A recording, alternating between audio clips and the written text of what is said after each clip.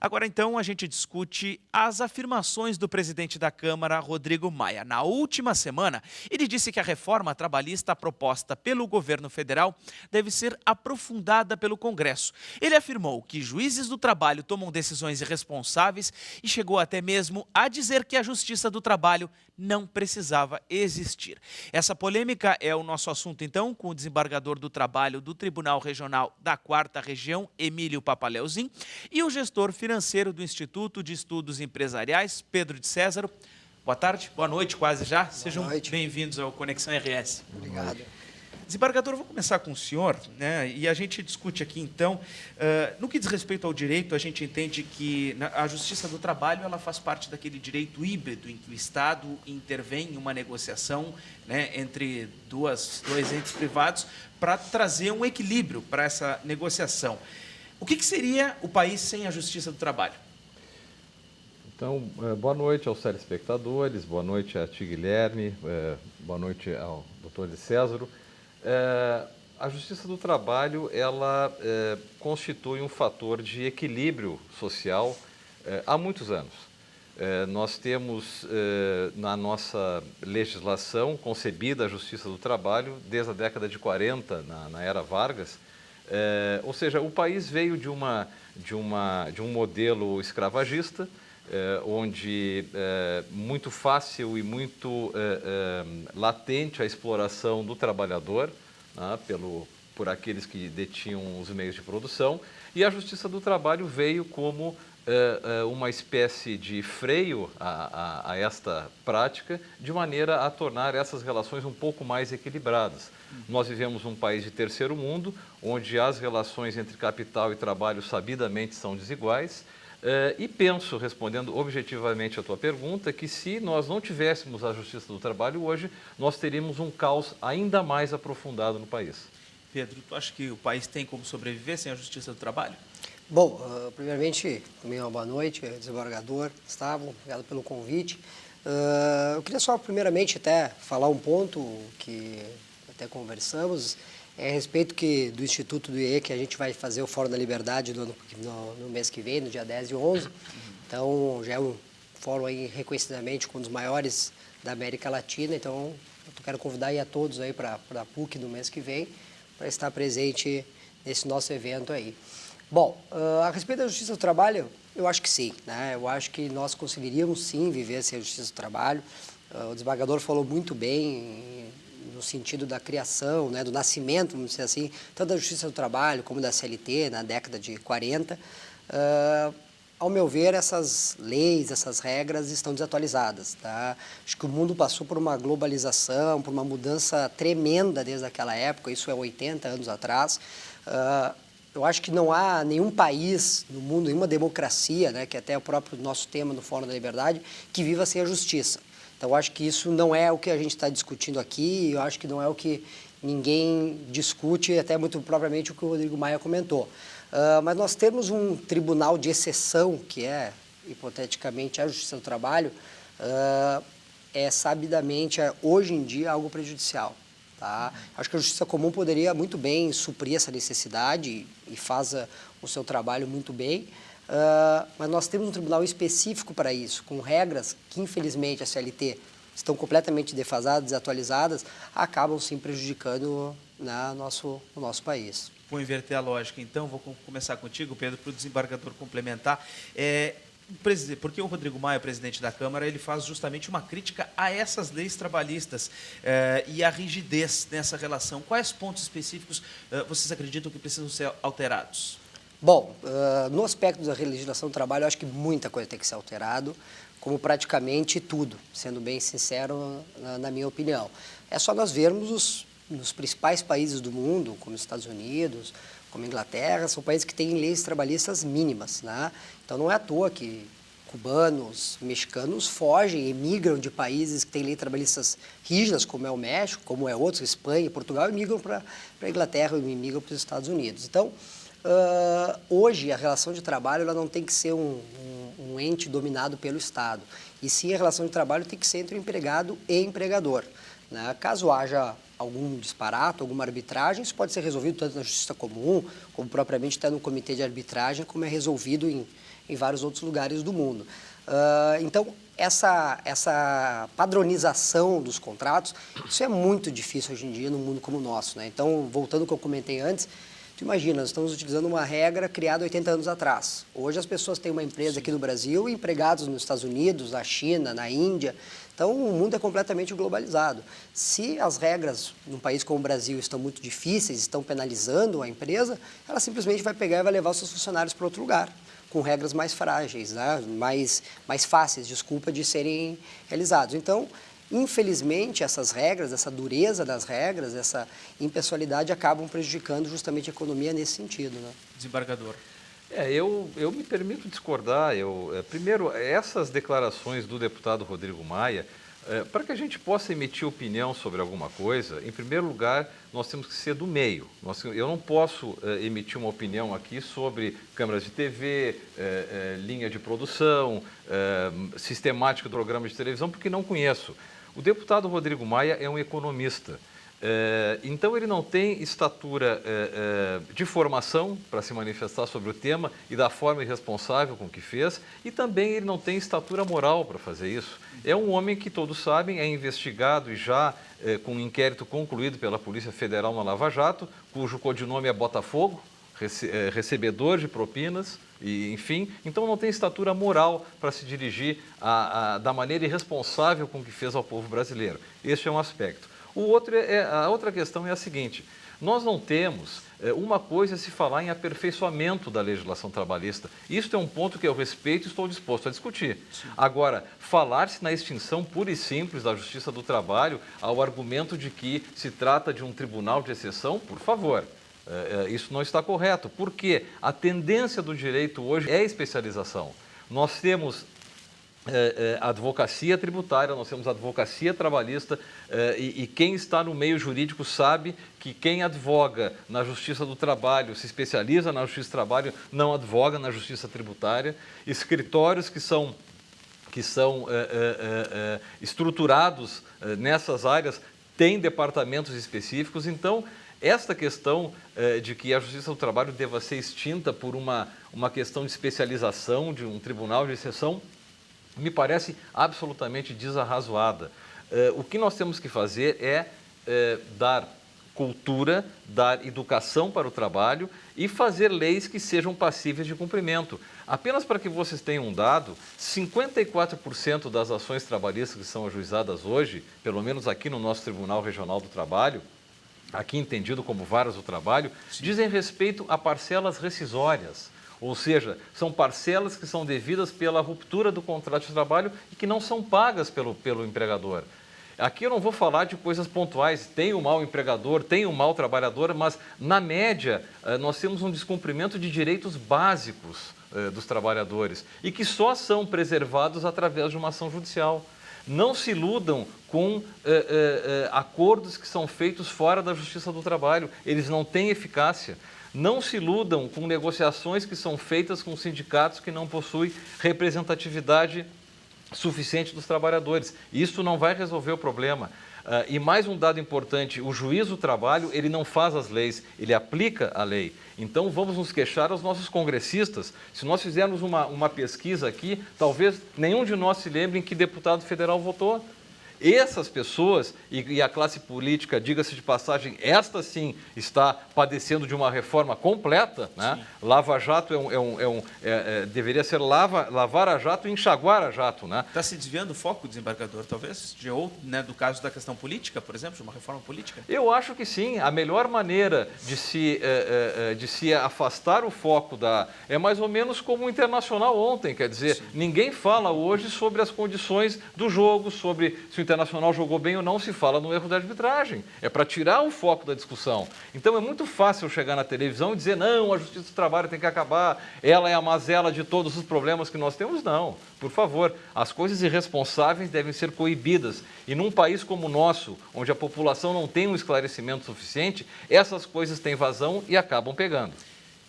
Bom, antes de passar para o Pedro, eu quero dizer que você pode participar desta discussão pelo WhatsApp 99588-2374. 99588-2374.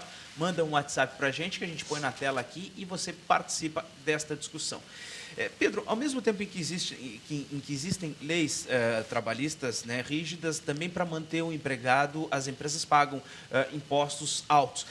Talvez esse peso também não precisa ser revisto, ao invés de discutir a questão específica da Justiça do Trabalho, mas também os encargos que as empresas têm para manter o trabalhador? Não, sem dúvida nenhuma, né? A Justiça do Trabalho, claro, tem o seu papel, né? Mas talvez o grande problema, na realidade, é justamente os encargos trabalhistas e todos os outros encargos que estão vinculados, INSS, FGTS, multa rescisória, etc. Bom, por quê? Porque é algo muito simples, né? Hoje o empregador, né, ele vai pagar um salário e ele tem a sua empresa tem um lucro, perfeito? O grande problema é que um funcionário hoje custa quase o dobro por causa desses encargos. E, na realidade, o dinheiro que o funcionário recebe é muito menor que isso, né? Porque depois do seu recebimento, além de todos os descontos, ele tem imposto, etc. E fora o imposto do empregado, o empregador que ele paga em cima da folha salarial.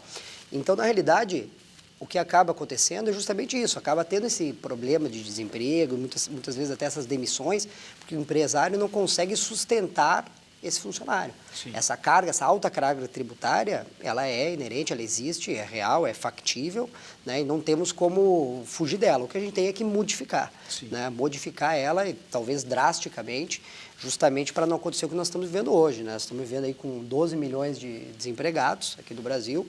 Para ter uma ideia, não sei o que, 10, 11% da população brasileira. Os Estados Unidos, que tiveram seu maior nível de crise em 2008, ficaram com 10%. De desemprego e hoje já estão com 4%, 3% de desemprego. Então, completamente diferente, porque tu consegue, claro, demitir mais fácil, mas também recontratar mais fácil.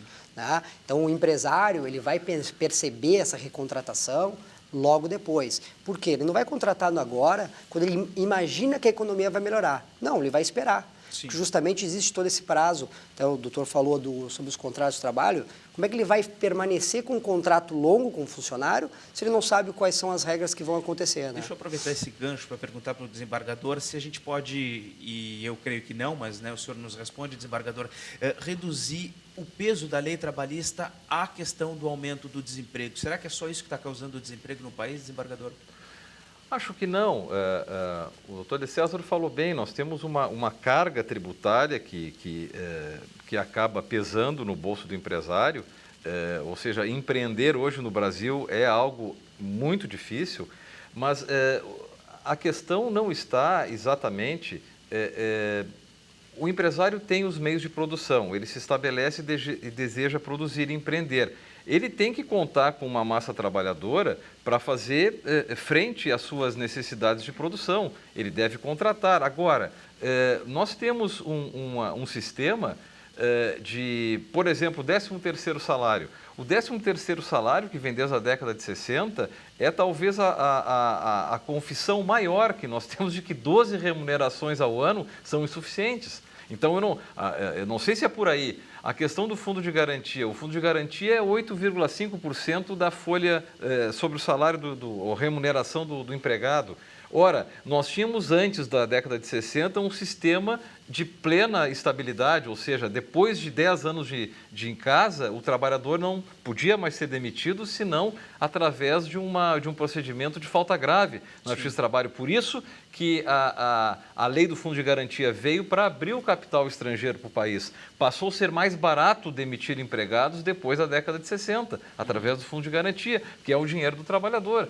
Agora, me parece, o que nós temos que focar, e eu estou disposto a discutir isso, claro, talvez um programa com mais tempo e que o assunto seja só esse, a verdade é a seguinte: a meu juízo, e aqui é uma opinião absolutamente pessoal, o que pesa mesmo hoje na conjuntura trabalhista é que todos os valores que o empregado recebe, quase todos eles, de modo geral, eles compõem o seu salário, ou seja, se o meu salário é R$1.000 e eu tenho horas extras, fundo de garantia, etc., etc., sim, esses valores vêm para dentro do meu salário e com base neste novo salário é que eu recebo férias, recebo 13º. Ora, por que não articular uma mudança legislativa que trate o salário base de uma maneira e esses sobressalários que são direitos, quer dizer, se o sujeito trabalha mais do que 8 horas, Sim. a hora extra ela não pode ser igual à hora normal, a hora noturna tem que ter um peso diferente. Então, mas pagar essas quantias de maneira destacada e sem que tenham a integração ao salário e que o trabalhador receba isso sempre que tenha um direito a um 13º ou férias, etc. Sim. Essa é uma alteração viável, a meu juízo. Tá? Agora, tirar a Justiça do Trabalho, quer dizer, a quem o trabalhador recorrerá? Pergunta ao telespectador que está em casa, que tem carteira assinada, que tem seu emprego ainda em vigor, a quem ele recorrerá caso ele não tenha pago, não tenha recebido os seus direitos trabalhistas? A quem ele recorrerá? Entramos em alguns pontos da reforma que estão sendo discutidos, né? Uma das mudanças é dar mais autonomia para acordos entre empregados e patrões. Pedro, eu queria começar contigo, que representa, né, então, uma classe de empresários. Se isso daria mais autonomia, se isso traria mais agilidade, como é que vocês veem essa ideia? Eu acho que sim, não tenha dúvida nenhuma, né? Tu imagina que hoje tu está embaixo de alguém que está regulando essa relação. Então, isso aí até tu está cerceando o direito de liberdade do cidadão, né, do empresário empregado de justamente definir as suas regras trabalhistas, né? Ou seja, deles mesmos fazerem os seus acordos. Então, eu acho que esse ponto é um ponto que deve ser amplamente discutido. Sem dúvida nenhuma, acho que tem grandes chances de ser aprovado na Câmara esse ponto. Já foi, inclusive, falado pelo próprio Maia, que apesar de ter falado isso, de ser a pessoa que é do que fizeram, infelizmente tem que concordar com ele. Eu acho que o Estado, o governo, não pode interferir numa relação direta entre empresário e empregador. Esse é o ponto que eu acho que não pode ser mutável. Então, o doutor até comentou onde que o empregado vai disputar seus direitos.